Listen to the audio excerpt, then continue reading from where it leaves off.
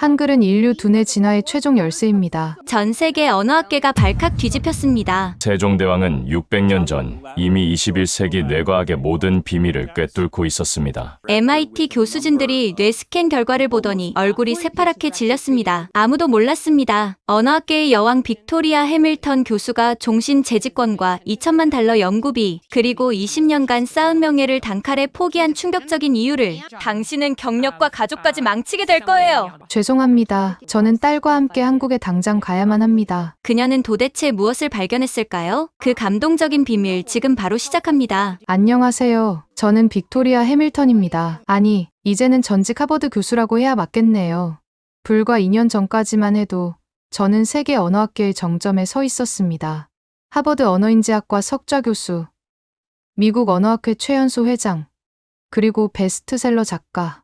제 책 알파벳의 승리 26개 문자가 만든 문명은 37개국에서 번역 출간되었죠. 교수님, 오늘 강의도 정말 감동적이었습니다. 제 강의실은 늘 가득 찼습니다. 전 세계에서 온 학생들이 제 이론을 배우려고 몰려들었죠. 저는 확신에 차서 말했습니다.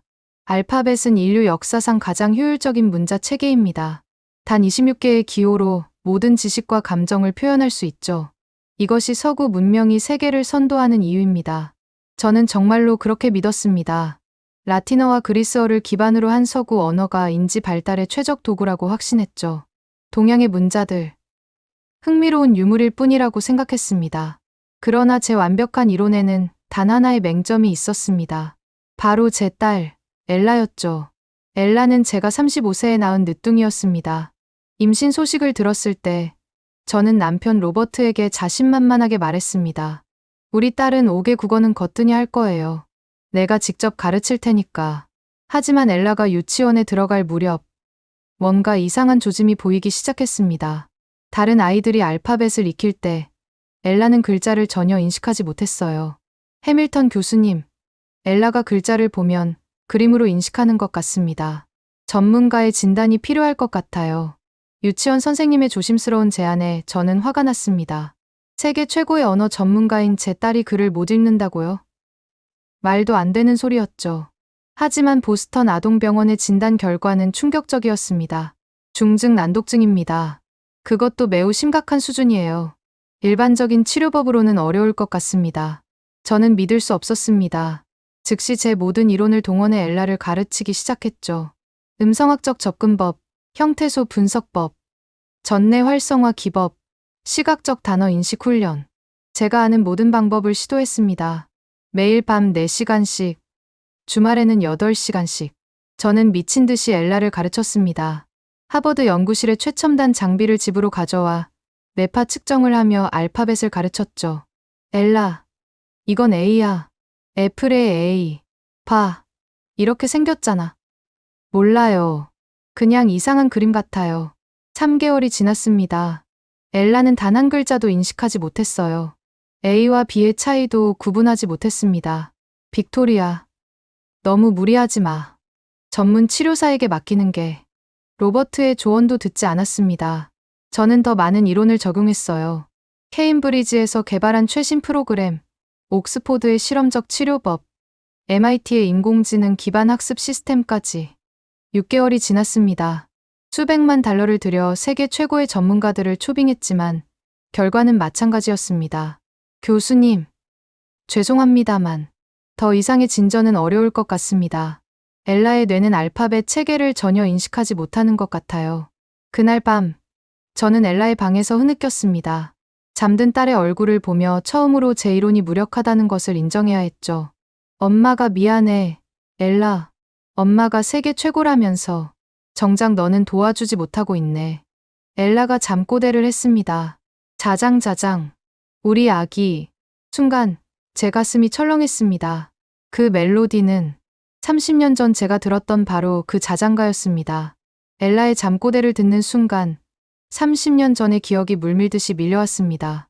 어떻게 제 딸이 그 자장가를 알고 있을까요? 저도 거의 잊고 있었던 그 멜로디를. 다음 날 아침, 저는 오랜만에 어머니에게 전화를 걸었습니다. 뉴욕에 계신 어머니는 이제 80이 넘으셨죠. 엄마, 혹시 제가 어릴 때 한국인 보모가 있었던 거 기억하세요? 아, 미스 김 말이니? 그럼 어떻게 있겠니? 네가 5살 때부터 7살까지 2년간 우리 집에서 일했지. 가슴이 쿵쾅거렸습니다. 미스 김. 그 이름을 듣자 흐릿했던 기억들이 조금씩 선명해지기 시작했어요. 엄마, 미스 김이 지금 어디 계신지 아세요? 연락처라도. 어머니의 한숨 소리가 들렸습니다. 빅토리아, 미스 김은 3년 전에 돌아가셨단다. 한국으로 돌아간 지 오래됐는데 조카가 연락을 해왔더구나. 폐암이었대. 전화기를 든 손이 떨렸습니다. 왜 이렇게 가슴이 아플까요? 30년 전 잠깐 스쳐 지나간 사람인데. 그런데 왜 갑자기 미스 김을 찾니? 그냥 문득 생각이 나서요. 전화를 끊고 나서 저는 집안 곳곳을 뒤지기 시작했습니다. 지하실, 다락방, 오래된 앨범들. 그러다 먼지 쌓인 상자 하나를 발견했죠. 빅토리아 어린 시절이라고 쓰여 있었습니다. 상자를 열자 낡은 사진들이 쏟아졌습니다. 그리고 그 속에서 저는 숨이 멎을 뻔했습니다. 단정한 한복을 입은 젊은 여성이 어린 저를 안고 있는 사진. 미스 김이었습니다. 그녀의 따뜻한 미소가 30년의 시간을 뛰어넘어 제게 말을 걸어오는 것 같았어요. 사진 뒤에는 희미한 글씨가 있었습니다. 빅토리아와 함께 한글을 가르친 날. 한글? 갑자기 모든 것이 폭포수처럼 쏟아져 내렸습니다. 5살의 어느 오후, 미스 김이 제게 종이를 꺼내 보이며 말했던 기억. 빅토리아, 이걸 한번 봐. 이건 한국 글자야. 한글이라고 해. 와, 신기하게 생겼어요. 이건 기억이야. 혀가 목구멍을 막는 모양을 본뜬 거란다. 따라해봐. 기억. 기억. 잘했어. 이제 니은. 이건 혀가 입천장에 닿는 모양이야. 단 20분. 미스 김은 단 20분 동안만 한글을 가르쳐 주었습니다. 하지만 놀랍게도 저는 그 짧은 시간에 가나다라를 읽을 수 있게 되었죠. 세상에, 빅토리아.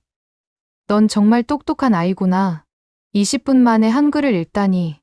미스 김의 감탄하던 목소리가 아직도 귓가에 맴돌았습니다. 그런데 왜 저는 그 이후로 한 번도 한글을 다시 보지 않았을까요? 왜 그 놀라운 경험을 완전히 잊고 살았을까요? 이유는 간단했습니다.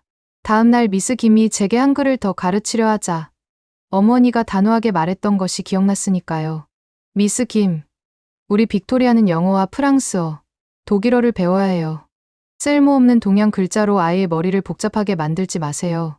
그렇게 미스 김의 한글 수업은 단 하루, 20분으로 끝났던 것입니다. 상자를 더 뒤지자 낡은 공책 하나가 나왔습니다. 제 어린 시절 일기장이었죠. 떨리는 손으로 페이지를 넘기다가 저는 거의 비명을 지를 뻔했습니다. 삐뚤빼뚤한 글씨로 한글이 적혀 있었어요. 가나다라마바사. 그 옆에는 영어로 이런 문장이 있었습니다. 미스 김이 가르쳐준 마법의 글자. 너무 쉬워서 놀랐다. 저는 일기장을 가슴에 꼭 안았습니다. 30년 전 5살의 제가 20분 만에 해낸 일을 왜 지금의 엘라는. 그때 갑자기 깨달음이 번개처럼 스쳤습니다. 혹시 엘라도 한글이라면 30년 전에 내가 그랬던 것처럼. 하지만 미스 김은 이미 이 세상 사람이 아니었습니다. 그녀가 어떤 방법으로 한글을 가르쳤는지, 왜 그렇게 쉽게 익힐 수 있었는지 이제는 알 길이 없었죠. 그날 밤 저는 엘라의 침대 옆에 앉아 옛 기억을 더듬으며 자장가를 불러주었습니다. 자장자장 우리 아기. 잘도 잔다 우리 아기. 엘라가 잠결에 미소를 지었습니다. 그리고 놀랍게도 가사를 따라 부르는 것이었어요. 자장자장. 우리 아기. 미스 김이 저를 재울 때 불러주던 그 자장가를 제가 무의식 중에 엘라에게 불러준 것이었습니다. 그래서 엘라가 알고 있었던 거였어요. 순간 소름이 돋았습니다. 혹시 미스 김이 돌아가시기 전에 무언가 메시지를 남긴 것은 아닐까요?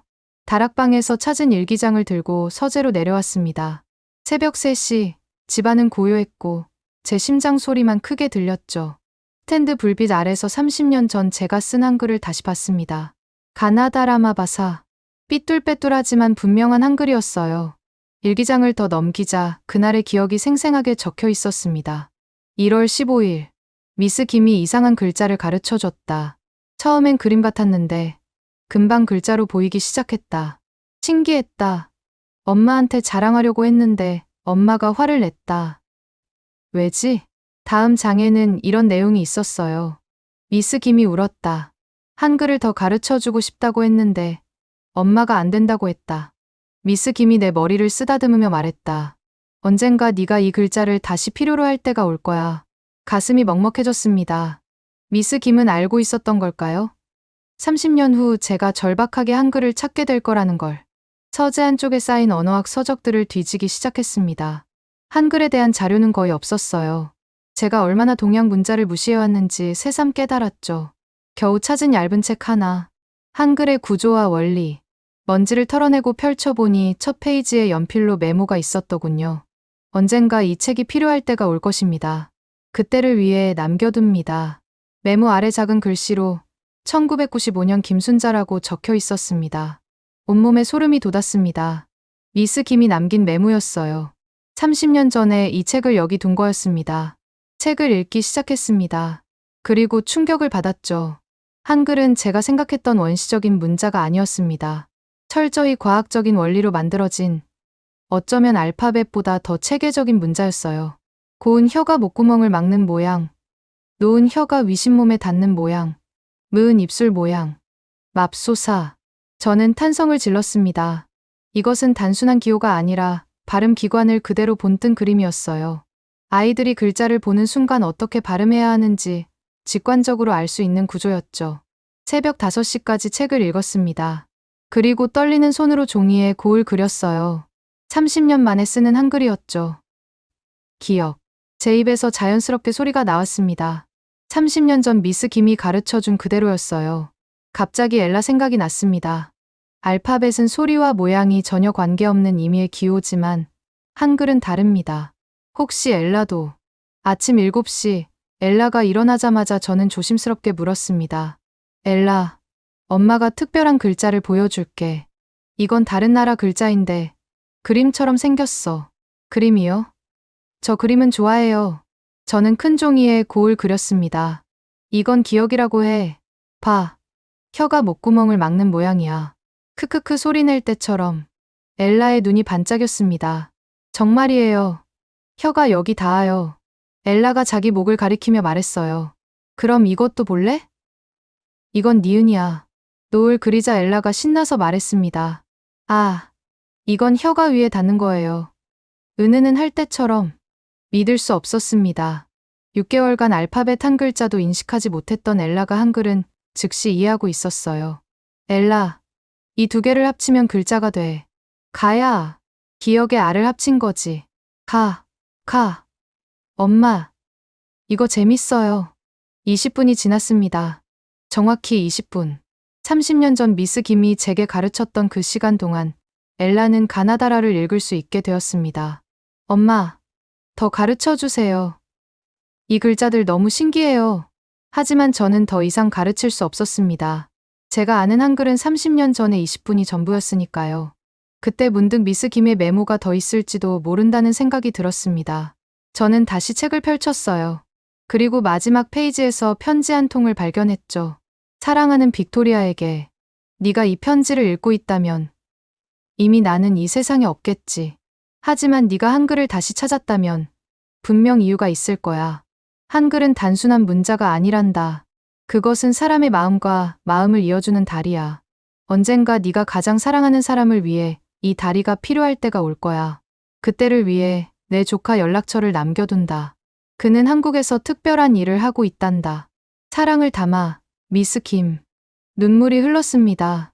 미스 김은 30년을 내다보고 있었던 거예요. 편지에 적힌 전화번호를 보며 망설였습니다. 하지만 엘라를 보자 결심이 섰죠. 더는 망설일 시간이 없었습니다. 떨리는 손으로 국제전화를 걸었습니다. 신호음이 길게 이어지다가 낯선 목소리가 들렸어요. 여보세요? 안녕하세요. 저는 미스 김을 아시나요? 김순자 씨요. 잠시 침묵이 흐른 뒤 상대방이 놀란 목소리로 물었습니다. 혹시 빅토리아 양이신가요? 미국에 계신? 가슴이 쿵쾅거렸습니다. 네, 맞아요. 어떻게 아시죠? 이모님이 돌아가시기 전에 말씀하셨어요. 언젠가 빅토리아라는 아이가 연락할 거라고. 한글이 필요할 때가 오면 꼭 도와달라고 부탁하셨죠. 저는 김재원입니다. 서울에서 언어치료 연구를 하고 있어요. 믿을 수 없는 일이었습니다. 미스 김은 정말로 이 모든 것을 예견하고 있었던 걸까요? 제 딸이 심각한 난독증이 있어요. 그런데 오늘 한글을 가르쳤더니 20분 만에 읽기 시작했어요. 이게 가능한 일인가요? 재원 씨의 목소리에 흥분이 묻어났습니다. 정말이요. 그럼 이모님 이론이 맞았네요. 이모님은 평생 한글의 특별한 인지 구조를 연구하셨거든요. 특히 난독증 아동에게 효과가 있다고 믿으셨죠. 저는 급하게 물었습니다. 더 자세히 가르치고 싶은데 어떻게 해야 할까요? 저는 한글을 거의 몰라요. 제가 화상으로 도와드릴게요. 그리고 이모님이 남기신 자료들이 있어요. 스캔해서 보내드리죠. 그날부터 놀라운 일들이 벌어지기 시작했습니다. 재원 씨가 보내준 자료는 충격적이었어요. 미스 김은 30년간 한글의 신경학적 효과를 연구한 제야학자였던 것입니다. 정식 학위는 없었지만 그녀의 연구 노트는 놀라울 정도로 체계적이었죠. 한글의 자모는 발음 기관을 본떴기 때문에 매일 시각 영역과 언어 영역이 직접적으로 연결된다. 이는 난독증 아동의 끊어진 신경회로를 우회하는 새로운 길을 만들어준다. 저는 언어학자로서 충격을 받았습니다. 이런 관점은 서구학계에서 한 번도 논의된 적이 없었으니까요. 매일 아침 재원 씨와 화상 통화를 하며 엘라에게 한글을 가르쳤습니다. 엘라야, 오늘은 받침을 배워볼까? 이건 글자 아래에 오는 거야. 와, 글자가 층층이 쌓여요. 레고 같아요. 엘라의 표현이 정확했습니다. 한글은 정말로 레고처럼 조립되는 문자였어요. 초성, 중성, 종성이 합쳐져 하나의 음절을 만드는 구조. 이것은 알파벳과는 완전히 다른 체계였죠. 일주일이 지났습니다. 엘라는 이미 간단한 한글 단어들을 읽기 시작했어요. 엄마, 사과해요. 여기 고양이도 있어요. 믿을 수 없었습니다. 6개월간 수백만 달러를 들여도 알파벳 한 글자 못 읽던 아이가 일주일 만에 한글을 읽고 있었으니까요. 2주째 되던 날, 더 놀라운 일이 일어났습니다. 엄마, 이상해요. 영어 글자가 조금 보여요. 뭐라고? 엘라가 집어든 영어 그림책을 보며 말했습니다. 완전히는 아니지만 C가 크처럼 보여요. 크크 소리 나니까 저는 숨을 멈췄습니다. 한글을 배우면서 엘라의 뇌에 무언가 변화가 일어나고 있었던 거예요. 재원 씨에게 이 사실을 알리자 그는 흥분해서 말했습니다. 이모님이 예측하신 그대로예요. 한글로 문자, 인식 능력을 깨우치면 그 능력이 다른 문자로도 전이된다고 하셨거든요. 3주째, 엘라는 한글로 짧은 문장을 읽기 시작했습니다. 그리고 놀랍게도 영어 알파벳도 조금씩 인식하기 시작했어요. 엄마, 나 바보 아니었어요. 그냥 다른 길이 필요했던 거예요. 엘라의 말에 저는 울음을 터뜨렸습니다. 그래, 내 딸은 바보가 아니었어. 단지 우리가 잘못된 길을 고집했던 거였죠. 하지만 이 기적 같은 변화를 어떻게 설명해야 할까요? 제 평생의 연구와 완전히 배치되는 결과였으니까요. 밤마다 미스 김의 연구 노트를 읽으며 깨달음을 얻었습니다. 한글은 단순한 표현 문자가 아니었어요. 그것은 인간의 발음 기관과 소리의 원리를 시각화한 일종의 소리의 지도였던 것입니다. 한 달이 지났을 때 저는 결심했습니다. 이 사실을 학계에 발표해야 한다고. 비록 제 경력이 끝날지도 모르지만 엘라 같은 아이들을 위해서라도 세상에 알려야 했죠. 하버드 동료들에게 이메일을 보냈습니다. 한글을 통한 난독증 치료의 가능성이라는 제목으로. 반응은 즉각적이었습니다. 그리고 예상대로 부정적이었죠. 해밀턴, 당신 미쳤소. 평생 쌓은 명성을 하루아침에 날리려고? 하지만 저는 물러서지 않았습니다. 엘라가 매일 보여주는 기적이 제게 용기를 주었으니까요. 하버드 교수회의실. 제가 그토록 자랑스럽게 드나들던 곳이 이제는 법정처럼 느껴졌습니다. 빅토리아 해밀턴 교수, 당신이 최근 제출한 보고서에 대해 설명하시오. 학과장 윌리엄 브라운의 차가운 목소리가 울려 퍼졌습니다. 회의실에는 15명의 교수진이 저를 둘러싸고 앉아 있었죠. 한때는 동료였지만 지금은 심판관들이었습니다. 저는 제 딸의 사례를 통해 한글이 난독증 치료에 획기적인 효과가 있음을 발견했습니다. 이는 우리가 지금까지 간과해온 터무니없는 소리. 마이클 피어슨 교수가 책상을 내리쳤습니다. 당신은 30년간 알파벳의 우월성을 주장해왔어. 그런데 이제 와서 동양의 미신 같은 문자가 더 낫다고. 이건 학문이 아니라 배신이야. 저도 처음엔 믿기 어려웠습니다. 하지만 증거? 당신 딸 하나의 사례가 증거라고? 이건 과학이 아니라 모성애의 망상이야. 회의실이 조롱으로 가득 찼습니다. 제가 평생 쌓아온 신뢰가 한순간에 무너지는 소리가 들렸죠. 그때 제 핸드폰이 울렸습니다. 남편 로버트였어요. 회의 중에는 전화를 받지 않는 것이 원칙이었지만 불안한 예감에 받을 수밖에 없었습니다. 빅토리아, 지금 뭐 하는 거야? 방금 내 동료한테 전화가 왔어. 네가 완전히 미쳤다고, 동양 주술에 빠졌다고 하더군. 로버트, 지금은 회의 중이라. 회의고 뭐고, 당장 그만둬. 우리 가족의 명예를 생각해. 전화를 끊고 돌아보니 모든 교수들이 저를 쳐다보고 있었습니다. 그들의 눈에는 경멸과 동정이 섞여 있었죠. 브라운 학과장이 천천히 말했습니다. 해밀턴 교수, 당신은 훌륭한 학자였소. 하지만 개인적 불행이 판단력을 흐리게 한 것 같군. 2주간의 휴직을 권고하오. 그동안 정신을 차리기 바라오. 하지만 학과장님, 제 연구 결과를 보시면 충분해. 2주 후에도 이런 주장을 계속한다면 종신 재직권 박탈을 검토하겠소. 회의실을 나오는 제 발걸음은 무거웠습니다.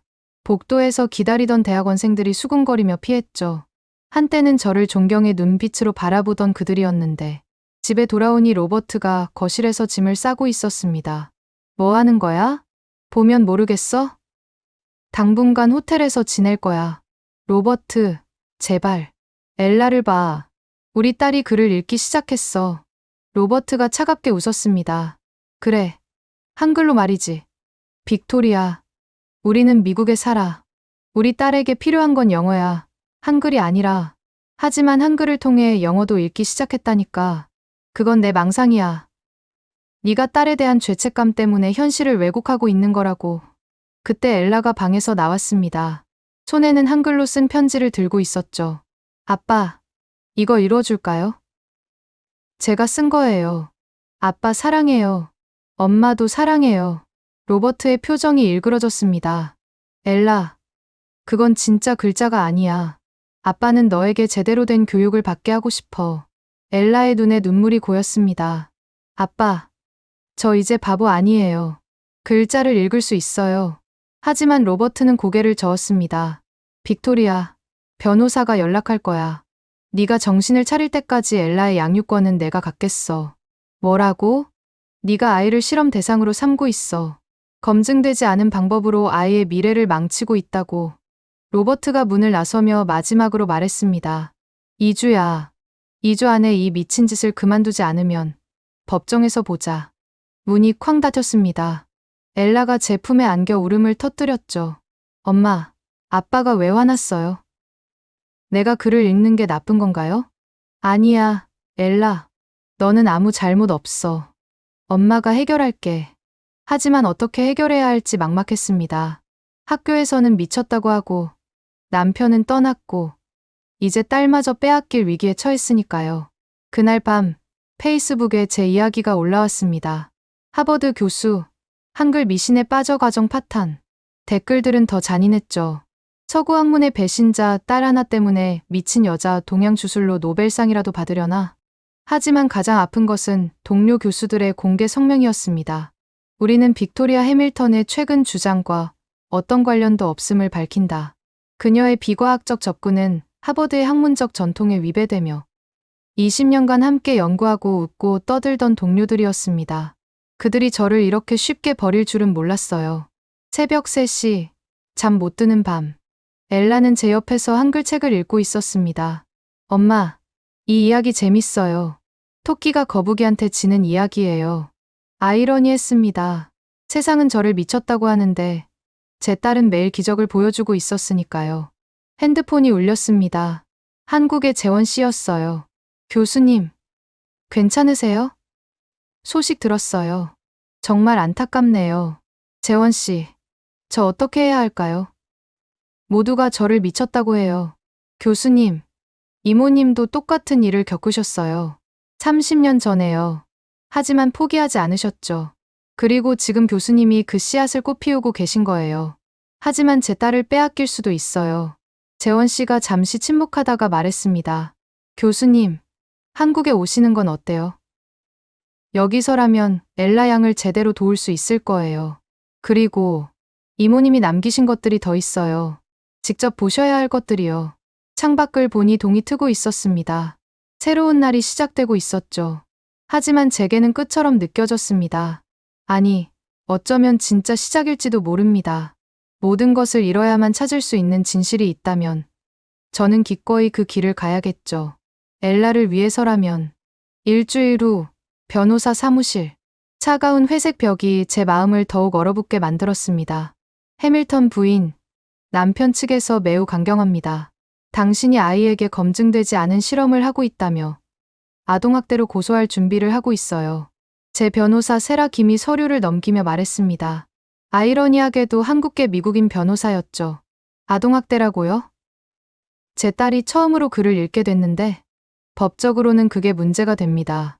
의학적으로 승인되지 않은 방법을 사용했고 아이를 정규 교육에서 이탈시켰다는 거죠. 서류를 보니 더 충격적인 내용이 있었습니다. 정신과 진단을 받으라고요? 남편 측에서 당신의 정신 상태를 문제 삼고 있어요. 하버드에서의 이상 행동, 동료들의 증언, 판사가 이를 받아들이면 양육권을 잃을 수 있습니다. 그때 문이 열리고 로버트가 그의 변호사와 함께 들어왔습니다. 우리가 결혼식을 올렸던 그 성당이 보이는 사무실에서 이제는 서로를 적으로 마주하고 있었죠. 빅토리아, 아직 늦지 않았어. 그 한글 놀이를 그만두고 정상으로 돌아와. 그럼 모든 걸 없던 일로 할게. 놀이라고? 로버트, 우리 딸이 읽고 있어. 너도 봤잖아. 로버트의 변호사가 끼어들었습니다.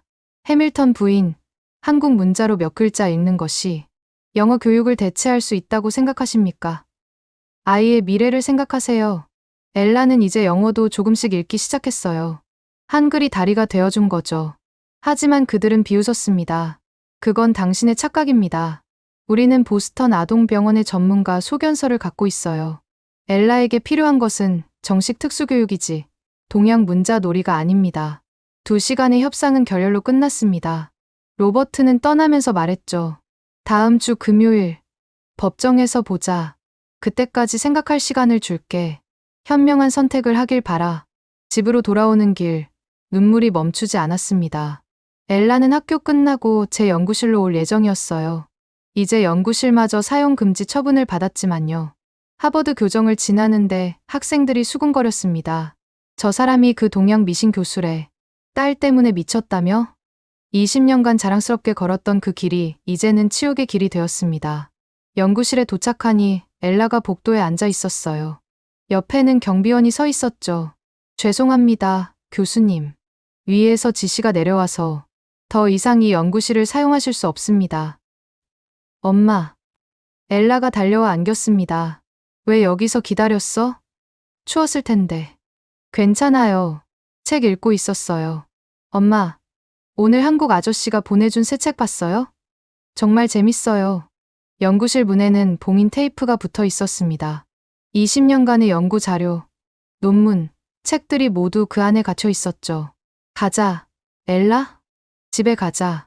하지만 집도 더 이상 안전한 곳이 아니었습니다. 현관문에 법원 서류가 붙어 있었어요. 임시 접근 금지 명령. 로버트가 집에 대한 권리를 주장한 것이었죠. 엄마, 우리 어디서 자요? 그때 전화가 울렸습니다. 세라 김 변호사였어요. 해밀턴 교수님, 나쁜 소식이에요. 법원이 긴급 양육권 심리를 받아들였어요. 월요일까지 엘라를 남편에게 보내야 합니다. 뭐라고요? 그럴 순 없어요. 거부하시면 체포될 수 있어요. 일단 따르면서 법정에서 다투는 수밖에. 전화기를 떨어뜨렸습니다. 3일 후면 엘라를 빼앗기게 되는 거였어요. 엄마, 왜 그래요? 무서운 일 있어요? 엘라를 꼭 안았습니다. 이 아이를 어떻게 놓을 수 있을까요? 이제 막 글을 읽기 시작했는데. 이제 막 세상과 소통하기 시작했는데. 그날 밤, 우리는 모텔에서 잤습니다. 엘라는 제 품에 안겨 한글 책을 읽었어요. 엄마, 이 이야기 알아요? 흥부와 놀부요. 착한 사람이 복을 받는 이야기예요. 그래, 착한 사람은 결국 복을 받는단다. 그럼 엄마도 복 받을 거예요. 엄마는 착하니까. 그 순수한 말에 눈물이 났습니다. 새벽 3시, 엘라가 잠든 사이 재원 씨에게 메시지를 보냈습니다. 도와주세요. 딸을 빼앗길 것 같아요. 한국으로 가는 방법이 있을까요? 답장은 즉시 왔습니다. 지금 당장 공항으로 오세요. 제가 다 준비해 놓겠습니다. 이모님의 유언이었어요. 빅토리아가 위험에 처하면 꼭 한국으로 데려오라고. 미스 김. 30년 전 단 2년간 함께했던 그녀가 왜 이렇게까지 저를 생각했을까요? 하지만 선택의 여지가 없었습니다. 엘라를 지키려면 모든 것을 버리고 떠나야 했죠. 엘라, 일어나. 우리 여행 갈까? 지금요? 새벽인데? 응. 비행기 타고 특별한 곳으로 갈 거야. 한글 나라로. 엘라의 눈이 반짝였습니다. 정말요? 한글 나라가 있어요? 그럼 거기서 엄마랑 엘라랑 새롭게 시작하는 거야. 짐도 제대로 싸지 못했습니다. 엘라가 아끼는 한글책 몇 권과 옷까지만 챙겼죠. 20년간 쌓아온 모든 것을 뒤로하고 공항으로 가는 택시 안에서 보스턴의 불빛들이 멀어져 갔습니다. 제 청춘과 꿈이 묻힌 도시. 이제는 돌아올 수 없을지도 모르는 곳. 엄마, 아빠는요? 아빠는 나중에 만날 거야. 거짓말이었지만 달리 할 말이 없었습니다. 로건 공항에 도착했을 때 동이 트고 있었습니다. 새로운 날의 시작. 아니, 새로운 인생의 시작이었죠. 여권을 확인하는 직원이 묘하게 쳐다봤습니다. 혹시 이미 수배령이 내려진 건 아닐까 불안했지만 다행히 무사히 통과했어요. 게이트에서 대기하며 마지막으로 보스턴을 바라봤습니다. 미안해, 로버트. 하지만 엘라를 위해서라면 난 뭐든 할 수 있어. 대한항공 008편 서울행 탑승을 시작합니다. 엘라의 손을 꼭 잡고 비행기에 올랐습니다. 돌아올 수 없는 다리를 건너는 기분이었죠. 하지만 후회는 없었습니다. 엘라가 행복하게 웃으며 한글책을 읽는 모습을 보니 이 선택이 옳다는 확신이 들었으니까요. 비행기가 이륙하자 엘라가 물었습니다. 엄마, 한글 나라에는 어떤 사람들이 살아요? 따뜻한 사람들이야. 미스 김 할머니 같은 사람들. 미스 김 할머니를 만날 수 있어요? 할머니는 하늘나라에 계시지만 할머니가 사랑한 사람들을 만날 수 있을 거야. 13시간의 비행 내내 엘라는 한글책을 읽었습니다. 그리고 놀랍게도 영어 단어들도 조금씩 읽기 시작했어요. 엄마, 봐요. 이그짓. 이건 나가는 곳이라는 뜻이죠? 기적은 계속되고 있었습니다. 하지만 우리는 이제 법적으로 도망자가 되었겠죠. 그래도 괜찮았습니다. 엘라가 읽고, 쓰고, 세상과 소통할 수 있다면 저는 기꺼이 모든 것을 이룰 수 있으니까요. 비행기가 태평양 위를 날고 있을 때 제 핸드폰에 메시지가 쏟아지기 시작했습니다. 기내 와이파이를 켜자마자 후회했어요. 빅토리아, 네가 엘라를 데리고 사라졌다. 즉시 돌아와. 법원 명령 위반이다. FBI에 신고했다. 너는 이제 끝이야. 로버트의 메시지들이었습니다. 손이 떨렸지만 핸드폰을 꺼버렸죠. 엄마, 괜찮아요? 응, 괜찮아. 엘라 책 계속 읽어. 하지만 전혀 괜찮지 않았습니다. 국제 유괴범이 되어버린 거예요. 아이러니하게도 제 친딸을 데리고 간 것인데도요. 인천공항에 도착했을 때 심장이 미친 듯이 뛰었습니다. 입국 심사대 앞에서 혹시 제지당하지 않을까 두려웠죠. 여행 목적이 뭐죠? 관광입니다. 심사관이 엘라를 보더니 미소 지었습니다. 딸이에요. 예쁘네요. 감사합니다. 무사히 통과했습니다. 하지만 안심하기엔 일렀죠. 도착장을 나오니 한국인 남성이 제 이름이 적힌 팻말을 들고 있었습니다. 빅토리아 교수님이시죠? 저는 김재원입니다. 화면으로만 보던 사람을 실제로 만나니 감격스러웠습니다. 미스 김과 닮은 따뜻한 눈을 가지고 있었어요. 서둘러야 합니다. 미국 영사관에서 이미 연락이 왔을 거예요. 일단 안전한 곳으로 가죠. 재원 씨의 차를 타고 서울 시내로 들어갔습니다. 엘라는 창밖을 신기하게 바라봤어요. 엄마, 저기 한글이 가득해요. 다 읽을 수 있어요. 그래, 이제 네가 읽을 수 있는 세상이야. 재원 씨가 운전하며 말했습니다. 이모님이 마련해두신 곳이 있어요. 작은 게스트하우스인데 당분간 그곳에 머무르세요. 미스 김이 저를 위해 그런 준비까지? 이모님은 늘 말씀하셨어요. 언젠가 빅토리아가 꼭 한국에 올 거라고. 그때를 위해 준비해야 한다고요. 북촌의 조용한 골목. 전통 한옥을 개조한 게스트하우스에 도착했습니다. 마당에는 감나무가 있었고 처마 밑에는 풍경이 달려 있었죠.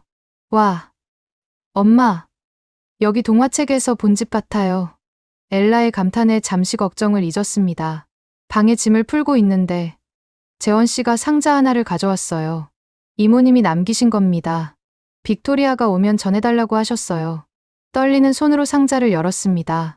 안에는 낡은 노트들과 사진, 그리고 편지가 있었어요. 사랑하는 빅토리아에게 네가 이 편지를 읽고 있다면 아마 힘든 상황에 처해 있겠지. 하지만 걱정하지 마. 모든 길은 결국 제자리를 찾아가니까. 30년 전 네가 20분 만에 한글을 읽었을 때 나는 알았단다. 언젠가 네가 다시 한글을 찾을 거라는 걸.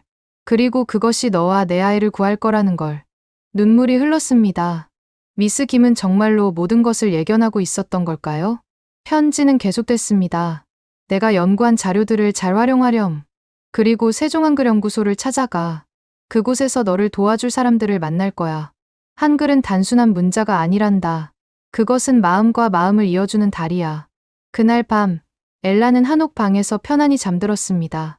하지만 저는 잠을 이룰 수 없었어요. 핸드폰을 켜자 수십 통의 부재중 전화와 메시지가 있었죠. 세라 김 변호사의 메시지가 가장 충격적이었습니다.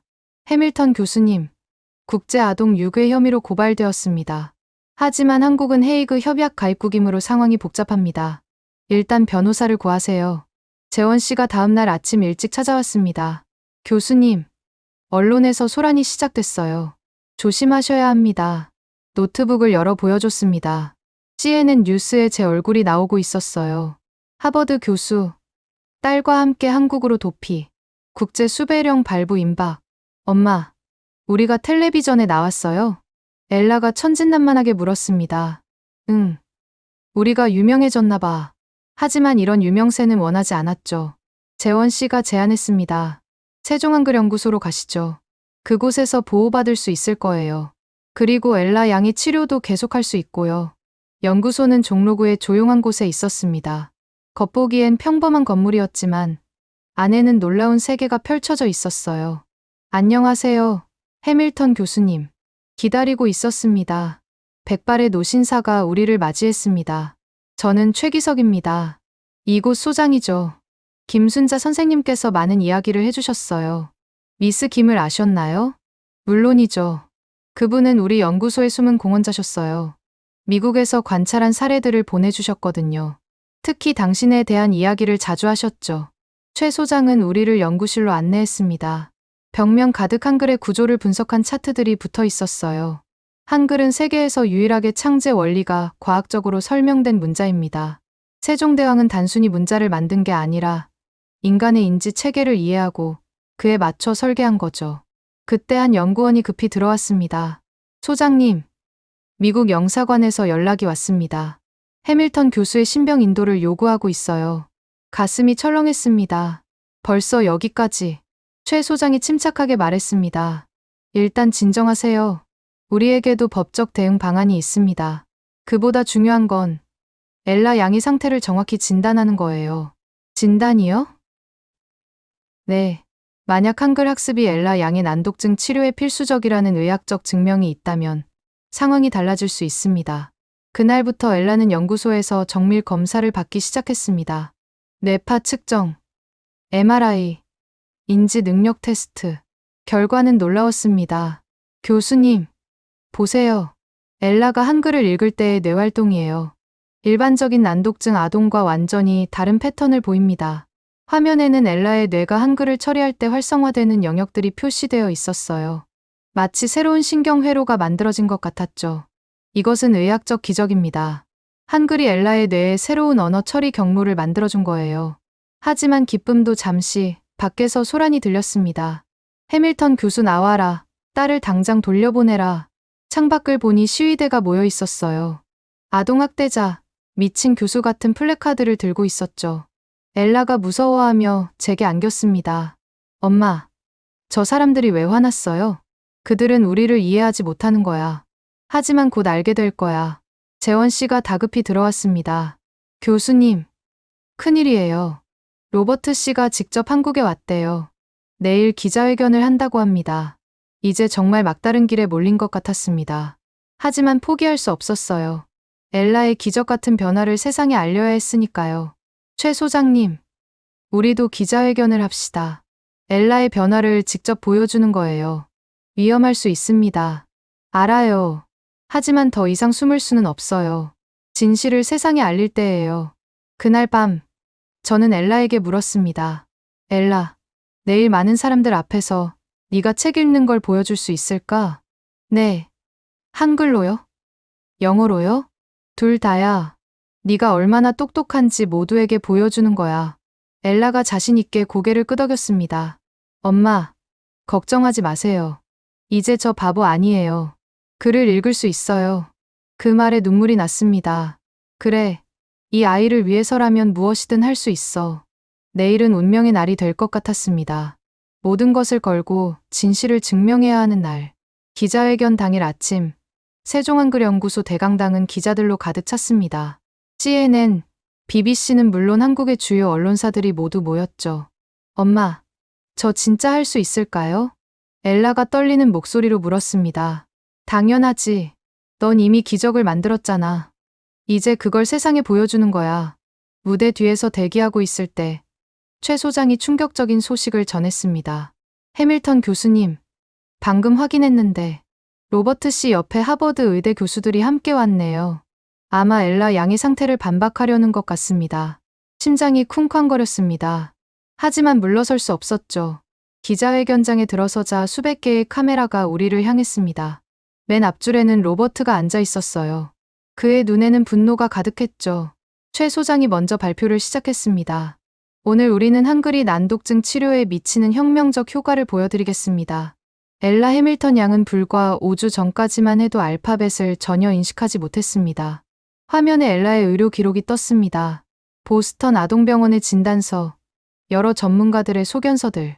하지만 한글 학습 3주 만에 읽기를 시작했고 5주가 지난 지금은 최 소장이 저를 바라봤습니다.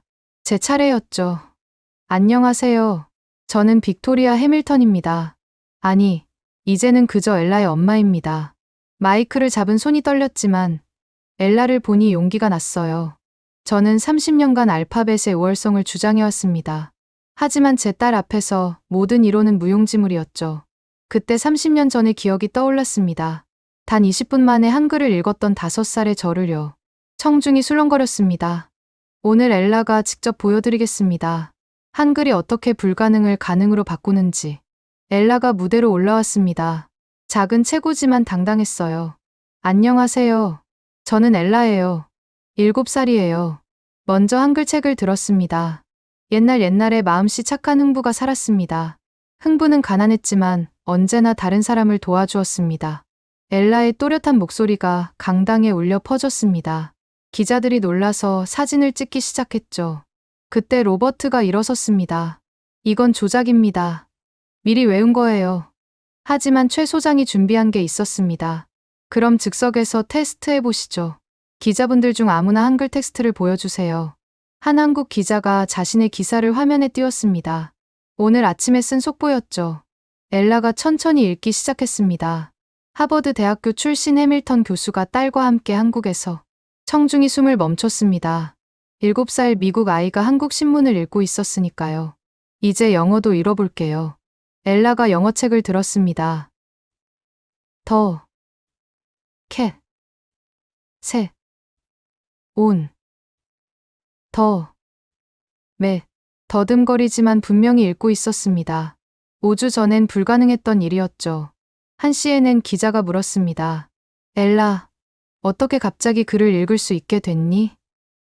한글이 길을 열어줬어요. 한글은 소리가 보이는 글자예요. 고운 크크, 노은 은은. 그래서 쉬웠어요. 그때 로버트 옆에 하버드 의대 교수가 일어섰습니다. 이건 과학적으로 불가능합니다. 난독증은 뇌의 구조적 문제입니다. 다른 문자를 배운다고 해결될 수 없어요. 제가 대답했습니다. 교수님, 저도 그렇게 믿었습니다. 하지만 여기 뇌 스캔 결과가 있습니다. 화면에 엘라의 fMRI 영상이 떴습니다. 한글을 읽을 때와 영어를 읽을 때의 뇌활동이 비교되어 있었죠. 세종연구소의 뇌과학자가 설명했습니다. 보시다시피 한글을 읽을 때 엘라의 뇌에서는 일반적인 언어 처리 영역뿐 아니라 시각, 피질과 운동 피질이 함께 활성화됩니다. 이는 한글의 독특한 구조 때문입니다.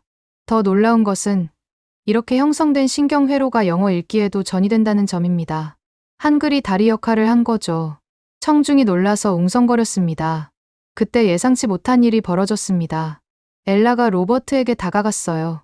아빠, 저 이제 바보 아니에요. 책을 읽을 수 있어요. 아빠한테 편지도 쓸 수 있어요. 엘라가 준비한 편지를 꺼냈습니다. 한글과 영어가 섞여 있었죠. 아빠 사랑해요. I miss you. 엄마랑 아빠랑 같이 살고 싶어요. 로버트의 눈에 눈물이 맺혔습니다. 딸이 처음으로 쓴 편지였으니까요. 갑자기 청중 속에서 한 여성이 일어섰습니다. 저도 증언하고 싶습니다. 놀랍게도 보스턴에서 온 학부모였어요. 제 아들도 심각한 난독증이 있었어요. 해밀턴 교수님의 사례를 보고 한글을 시도했는데 정말 읽기 시작했습니다. 이어서 더 많은 증언이 나왔습니다. 세계 각지에서 온 부모들이었죠. 저희 딸도요. 우리 아이도 변화가 있었어요. 기자회견장이 감동의 도가니가 되었습니다. 그때 뜻밖의 인물이 무대로 올라왔습니다. 백발의 한국인 할머니였어요. 저는 김순자의 친구입니다. 순자가 생전에 부탁한 게 있어요. 할머니가 낡은 비디오 테이프를 꺼냈습니다. 이걸 빅토리아가 가장 힘들 때 보여달라고 했어요. 화면에 미스 김의 모습이 나타났습니다. 병상에서 찍은 영상이었죠. 빅토리아야, 이 영상을 보고 있다면 네가 옳은 길을 가고 있다는 거야. 30년 전 네가 20분 만에 한글을 읽었을 때 나는 알았단다. 언젠가 네가 이 선물을 세상과 나눌 거라는 걸. 한글은 세종대왕이 백성을 사랑하는 마음으로 만든 글자야. 그 사랑이 시대를 넘어 너와 엘라에게 전해진 거지. 포기하지 마. 진실은 결국 빛을 보게 되어 있으니까. 영상이 끝나자 강당은 정적에 휩싸였습니다. 많은 사람들이 눈물을 닦고 있었어요. 로버트가 천천히 일어섰습니다. 저가 틀렸습니다. 모두가 놀라서 그를 바라봤죠. 제 딸이 기적을 경험했는데 저는 그걸 믿지 않았어요. 빅토리아, 미안해. 엘라야, 아빠가 잘못했다. 로버트가 무대로 올라와 우리를 안았습니다. 엘라가 행복하게 웃었어요. 아빠, 이제 우리 같이 살 수 있어요? 언론의 반응은 폭발적이었습니다.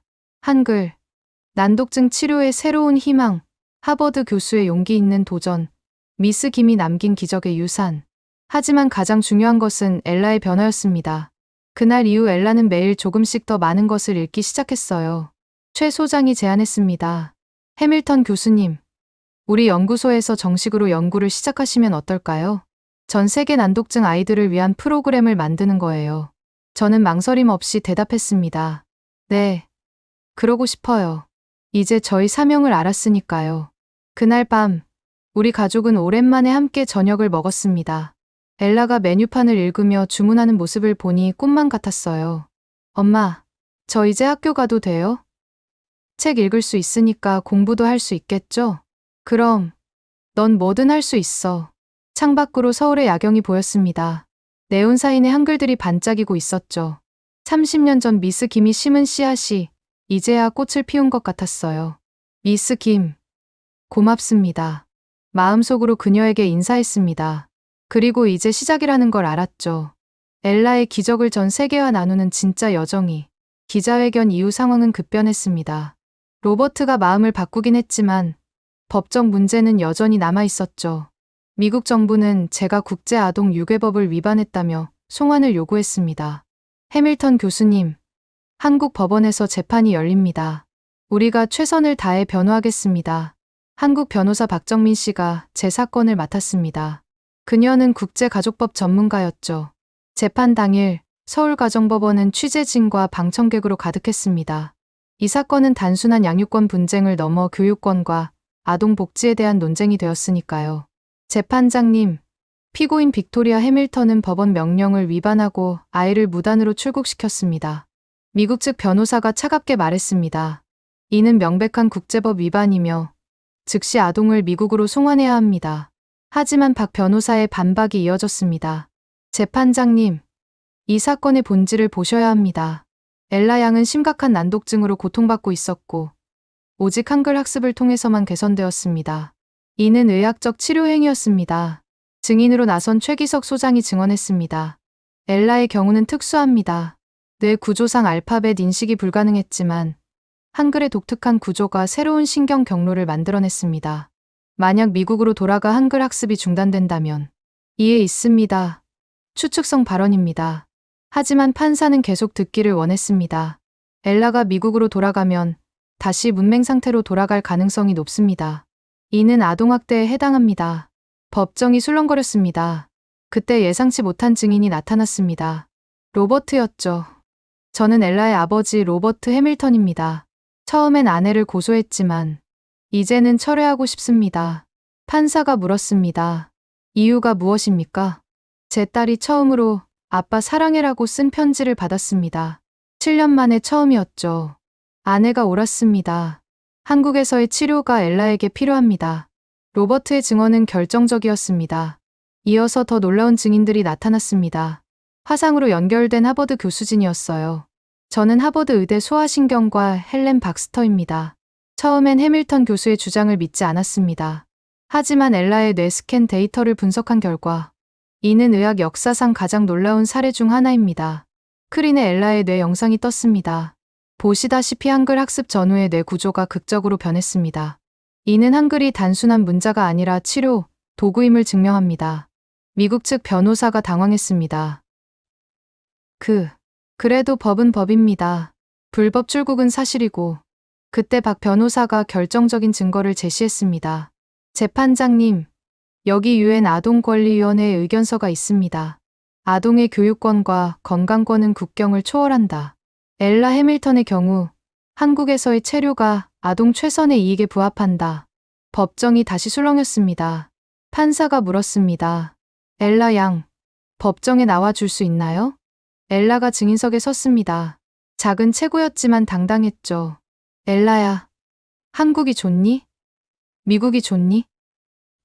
저는 글을 읽을 수 있는 곳이 좋아요. 한국에서 처음으로 책을 읽었어요. 친구들한테 편지도 쓸 수 있어요.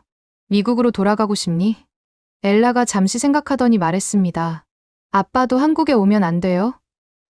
여기서 다 같이 살면 좋겠어요. 순수한 대답에 법정 안이 따뜻해졌습니다. 휴정 후 판사의 판결이 내려졌습니다. 본 재판부는 다음과 같이 판결합니다. 첫째, 엘라 해밀턴 양의 한국 체류는 의학적 치료 목적으로 인정됩니다. 둘째, 빅토리아 해밀턴의 행위는 긴급 피난으로 위법성이 조각됩니다. 셋째, 향후 6개월간 한국에서의 치료를 허가하며 이후 재평가하기로 합니다. 환호성이 터져 나왔습니다. 하지만 판사의 말은 계속됐습니다. 다만 양국 정부는 이런 특수한 상황의 아동들을 위한 국제협력 체계를 구축할 것을 권고합니다. 재판이 끝난 후 로버트가 다가왔습니다. 빅토리아, 나도 한국에 머물 생각이야. 벤처 투자 일은 어디서든 할 수 있으니까. 정말? 엘라가 기적을 경험하는 동안 난 곁에 없었어. 이제라도 함께하고 싶어. 우리 가족이 다시 하나가 되는 순간이었습니다. 언론은 이 판결을 역사적이라고 평가했습니다. 법을 초월한 사랑의 승리, 한글, 국경을 넘어 생명을 구하다. 21세기 세종대왕의 기적. 하지만 진짜 승리는 따로 있었습니다. 그날 저녁, 엘라가 처음으로 동화책 한 권을 끝까지 읽었어요. 엄마, 다 읽었어요. 백설공주와 일곱 난쟁이요. 정말. 어땠어? 재밌었어요.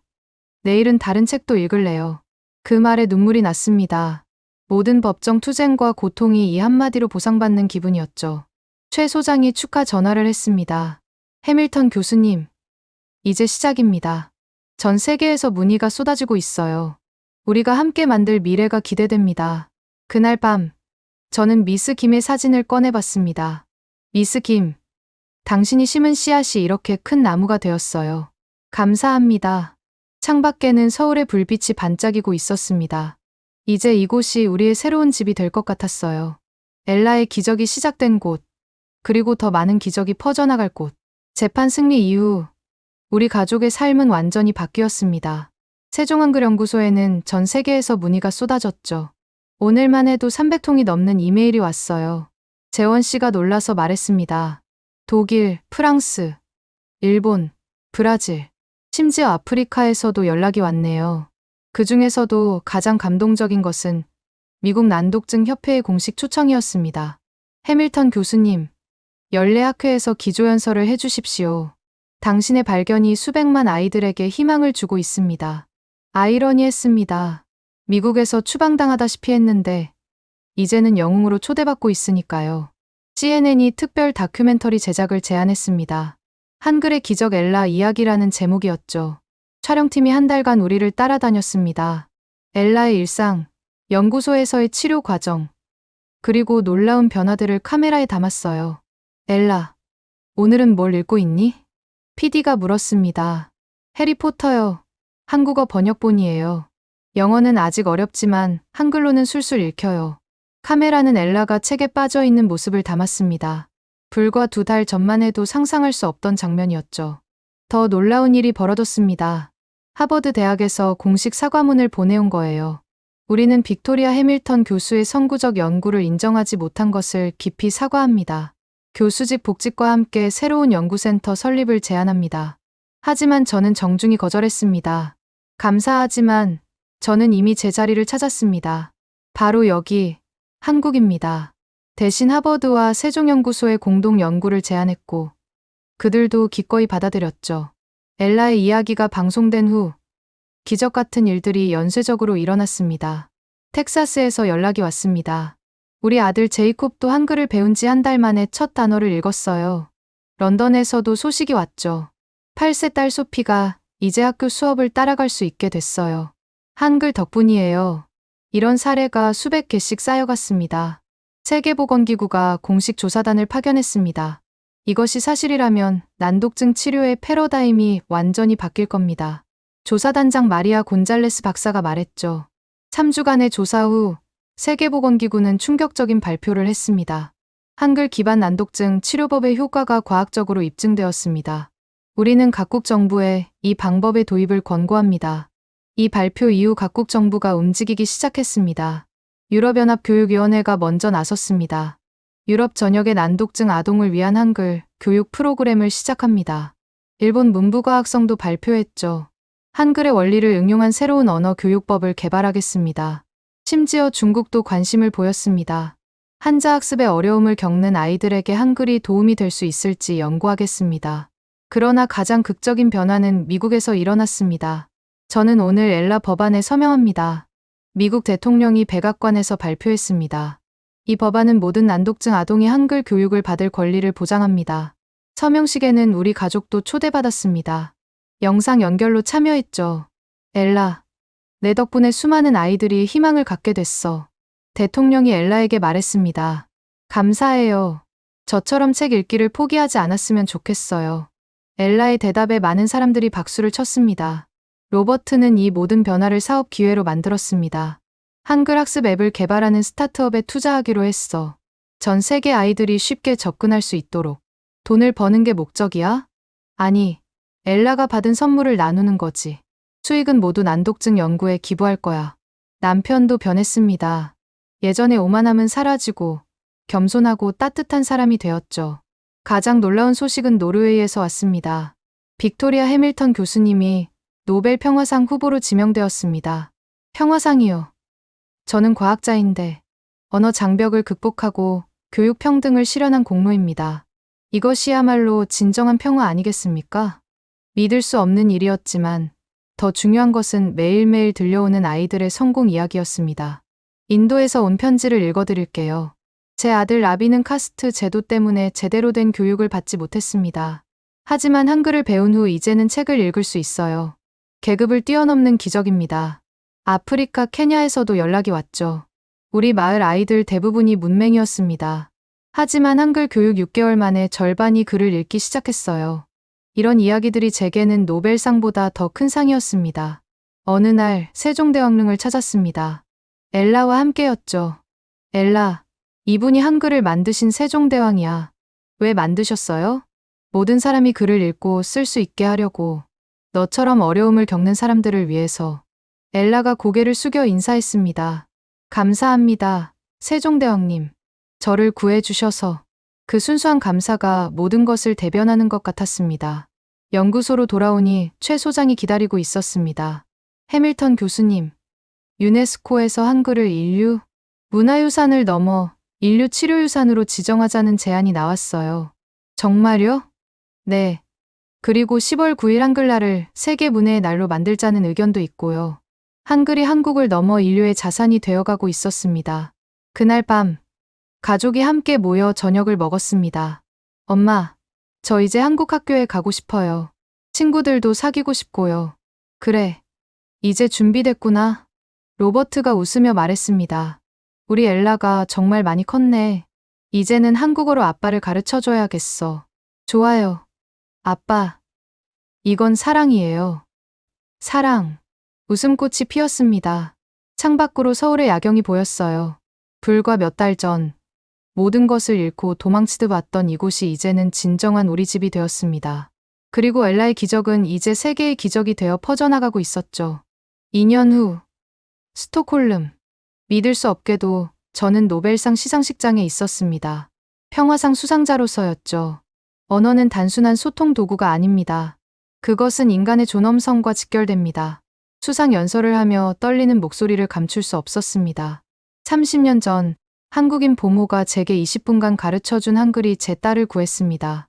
이제 그 기적이 전 세계로 퍼져나가고 있습니다. 청중석에는 로버트와 엘라, 그리고 놀랍게도 하버드 시절 동료들이 앉아 있었습니다. 한때 저를 조롱했던 그들이 이제는 기립박수를 보내고 있었죠. 시상식이 끝난 후 마이클 피어슨 교수가 다가왔습니다. 빅토리아, 내가 틀렸어. 용서해줘. 마이클, 자네가 옳았어. 우리가 너무 서구 중심적 사고에 갇혀 있었던 거야. 이제라도 배우고 싶네. 그의 사과는 진심이었습니다. 더 놀라운 것은 이후 벌어진 일들이었죠. 하버드 대학이 빅토리아 해밀턴 언어인지 연구센터 설립을 발표했습니다. 제 이름을 딴 연구소였어요. 우리는 해밀턴 교수의 선구적 업적을 기리며 그녀가 제시한 새로운 패러다임을 계승하고자 합니다. 브라운 학과장의 발표였습니다. 한때 저를 쫓아냈던 그가 이제는 제 업적을 인정하고 있었죠. MIT, 스탠포드, 예일, 미국 주요 대학들이 앞다투어 한글 기반 언어 치료 프로그램을 도입했습니다. 해밀턴 교수님, 우리 대학에 와서 특강을 해주시면 안 될까요? 각 대학에 초청이 쏟아졌지만 저는 한국에 머물기로 했습니다. 대신 화상으로 강의를 진행했죠. 가장 감동적인 화해는 가족과의 완전한 재결합이었습니다. 로버트는 서울에 정착해 희망의 한글이라는 비영리 재단을 설립했습니다. 빅토리아, 내가 얼마나 어리석었는지 이제야 깨달았어. 너와 엘라를 의심했던 내가 부끄러워. 괜찮아, 로버트. 우리 모두 배우는 중이었잖아. 우리는 서울 북촌에 새 집을 마련했습니다. 한옥을 현대식으로 개조한 곳이었죠. 마당에는 엘라가 좋아하는 감나무도 심었어요. 엘라는 한국 초등학교에 입학했습니다. 엄마, 오늘 받아쓰기에서 100점 맞았어요. 자랑스럽게 시험지를 보여주는 엘라. 한글로 또박또박 쓴 글씨가 아름다웠습니다. 영어 수업도 이제 따라갈 수 있어요. 한글이 정말 다리가 되어준 거예요. 미스 김의 예언이 정확했습니다. 한글은 단순한 문자가 아니라 마음과 마음을 잇는 다리였죠. 어느 날 뜻밖의 손님이 찾아왔습니다. 제 어머니였어요. 80이 넘은 나이에 뉴욕에서 서울까지 오신 거였죠. 빅토리아, 내가 미안하구나. 어머니의 눈에 눈물이 고였습니다. 30년 전 미스 김이 너에게 한글을 가르치는 걸 막았던 게 후회돼. 만약 그때 계속 배웠다면. 엄마, 괜찮아요. 모든 일에는 때가 있는 법이에요. 어머니는 엘라를 꼭 안아주었습니다. 우리 엘라가 정말 똑똑하구나. 할머니한테도 한글 가르쳐 줄래? 네. 할머니, 한글은 정말 쉬워요. 3대가 함께 한글을 배우는 모습은 그 자체로 기적이었습니다. 세종연구소는 이제 국제적 연구기관이 되었습니다. 전 세계에서 연구자들이 모여들었죠. 해밀턴 교수님, 우리가 개발한 한글 프로토콜이 이제 50개국에서 사용되고 있습니다. 최 소장의 보고였습니다. 난독증뿐 아니라 자폐증, 언어 발달 지연 등 다양한 영역에서 효과를 보이고 있어요. 더 놀라운 소식도 있었습니다. 유엔이 세계 한글 교육의 날을 공식 지정했어요. 매년 10월 9일, 한글날이에요. 한글이 한국의 문자에서 인류의 문자로 인정받는 순간이었습니다. 제 책 20분의 기적 한글이 내 딸을 구한 이야기는 40개 언어로 번역되어 전 세계 베스트셀러가 되었습니다. 인쇄는 모든 안독증 어린이를 위한 재단에 기부했죠. 하지만 가장 큰 보상은 매일 받는 감사 편지들이었습니다. 당신 덕분에 제 아이가 처음으로 제 이름을 불렀습니다. 우리 딸이 이제 친구들과 편지를 주고받아요. 아들이 대학에 합격했어요. 한글이 없었다면 불가능했을 거예요. 이런 편지를 읽을 때마다 미스 김을 떠올렸습니다. 미스 김의 고향인 전주를 방문했습니다. 그곳에 김순자 한글 도서관을 세웠죠. 이모가 평생 꿈꾸던 일이었어요. 재원 씨가 눈물을 글썽이며 말했습니다. 모든 아이가 글을 읽을 수 있는 세상. 그게 이모의 꿈이었죠. 개관식에는 수백 명이 모였습니다. 그 중에는 한글로 인생이 바뀐 아이들과 가족들이 많았어요. 도서관 입구에는 미스 김의 사진과 함께 이런 문구가 새겨져 있었습니다. 20분의 씨앗이 세계를 바꾸다. 엘라가 제 손을 잡고 말했습니다. 엄마, 미스 김 할머니가 천국에서 기뻐하실 거예요. 그래. 분명 그러실 거야. 1년 후, 우리 가족은 완전히 한국 생활에 적응했습니다. 엘라는 이제 한국어와 영어를 자유롭게 구사하는 이중언어 화자가 되었어요. 학교에서는 반장을 맡았고, 난독증으로 고생하는 친구들을 도와주는 멘토가 되었죠. 엄마, 저도 커서 엄마처럼 아이들을 도와주는 사람이 되고 싶어요. 그래. 어떤 방법으로? 한글 선생님이 될 거예요. 전 세계 아이들에게 한글을 가르쳐서 모두가 책을 읽을 수 있게 하고 싶어요. 엘라의 꿈을 들으며 미소 지었습니다. 미스 김의 정신이 엘라를 통해 이어지고 있었으니까요. 그날 밤 일기를 썼습니다. 오늘로 한국에 온 지 정확히 3년이 되었다. 모든 것을 잃고 도망치듯 왔던 곳에서 이제는 모든 것을 찾았다. 경력, 가족, 그리고 진정한 사명을. 미스 김, 당신이 남긴 20분의 유산은 이제 영원히 계속될 것입니다. 창밖으로 서울의 야경이 보였습니다. 한글 간판들이 반짝이는 이 도시가 이제는 진정한 우리 집이었죠. 그리고 내일도 세계 어딘가에서 한 아이가 한글을 통해 첫 글자를 읽게 될 것입니다. 그것이 미스 김이 꿈꾸던 세상, 우리가 만들어가는 기적이었습니다. 20년 후, 하버드 대학교 졸업식장. 다음은 신경언어학과 수석 졸업생, 엘라 해밀턴 양입니다. 붉은 가운을 입은 엘라가 단상으로 올라갔습니다. 27세의 그녀는 자신감 넘치는 젊은 여성으로 성장해 있었죠. 저는 7살까지 글을 읽지 못했습니다. 하지만 한글이 제 인생을 바꿨고, 이제 저는 그 기적을 이어가려 합니다. 청중석에서 눈물을 닦았습니다. 옆에는 백발이 성성한 로버트가 앉아 있었어요. 우리 딸, 정말 자랑스럽지? 너무나. 졸업식이 끝난 후, 엘라가 우리에게 달려왔습니다. 엄마, 아빠, 드디어 해냈어요. 축하해. 엘라, 네가 얼마나 자랑스러운지 몰라. 엘라는 하버드와 서울대에서 동시 학위를 받았습니다. 두 문화를 완벽하게 이해하는 가교가 된 거죠. 엄마, 내일 한국으로 돌아가요. 세종연구소에서 일하기로 했어요. 정말. 최 소장님이 기뻐하시겠네. 그리고 한 가지 더 보여드릴 게 있어요. 엘라가 노트북을 열었습니다. 화면에는 프로젝트 미스 김이라는 제목이 떴어요. 이게 뭐니? AI 기반 한글 학습 시스템이에요. 전 세계 어디서나 인터넷만 있으면 한글을 배울 수 있도록 만들었어요. 무료로요. 놀라서 화면을 자세히 봤습니다. 정교한 시스템이었어요. 각 나라 언어에 맞춰 한글을 설명하고 개인별 맞춤 학습이 가능했죠. 벌써 베타 테스트에서 놀라운 결과가 나왔어요. 아프리카 오지의 아이들도 스마트폰으로 한글을 배우고 있어요. 로버트가 자랑스럽게 말했습니다. 우리 딸이 진짜 세상을 바꾸고 있구나. 다음 날, 우리는 함께 한국으로 돌아왔습니다. 인천공항에는 재원 씨가 기다리고 있었어요. 그도 이제 백발이 되었지만 여전히 정정했죠. 엘라, 축하해. 드디어 돌아왔구나. 재원 삼촌, 보고 싶었어요. 세종연구소는 20년 사이 완전히 변해 있었습니다. 이제는 10층 건물 전체를 사용하는 국제기구가 되었죠. 해밀턴 원장님, 오랜만입니다. 최 소장의 후임으로 제가 원장이 된 지도 10년이 넘었습니다. 엘라가 드디어 합류하는군요. 이제 진짜 후계자가 생겼네요. 연구소 로비에는 미스 김의 대형 초상화가 걸려 있었습니다. 그 아래 명판에는 이렇게 쓰여 있었죠. 한글로 세계를 바꾼 숨은 영웅 김순자. 엘라가 초상화 앞에서 인사했습니다. 미스 김 할머니, 제가 돌아왔어요. 할머니의 꿈을 이어가겠습니다. 그날 오후 특별한 행사가 있었습니다. 제1회 김순자 상 시상식이었어요. 전 세계에서 한글 교육에 헌신한 사람들을 기리는 상이었죠. 수상자 중에는 놀라운 인물이 있었습니다. 올해의 수상자는 케냐의 음원기 목사님입니다. 아프리카 전통 의상을 입은 노인이 단상에 올랐습니다. 20년 전 저는 문맹이었습니다. 하지만 한글을 배운 후 제 인생이 바뀌었죠. 이제 우리 마을 아이들 500명이 한글로 글을 배웁니다. 그의 수상 소감에 모두가 감동했습니다. 시상식 후 엘라가 새로운 프로젝트를 발표했습니다. 한글 이저명을 소개합니다. 이것은 단순한 문자 학습을 넘어 인공지능과 결합해 개인별 맞춤 언어 치료를 제공합니다. 화면에 뜬 시연 영상은 놀라웠습니다. AI가 아이의 뇌파를 분석해 최적의 학습 방법을 찾아주는 시스템이었죠. 이미 임상 실험에서 기존 방법보다 3배 빠른 효과를 보였습니다. 청중이 감탄사를 터뜨렸습니다. 그날 저녁, 우리 가족은 북촌의 옛집에서 저녁을 먹었습니다. 엘라가 어릴 때 심은 감나무가 이제는 큰 나무가 되어 있었죠. 엘라, 네가 정말 자랑스러워. 엄마가 시작한 일을 저는 그저 이어가는 것뿐이에요. 아니야. 넌 더 크게 발전시키고 있어.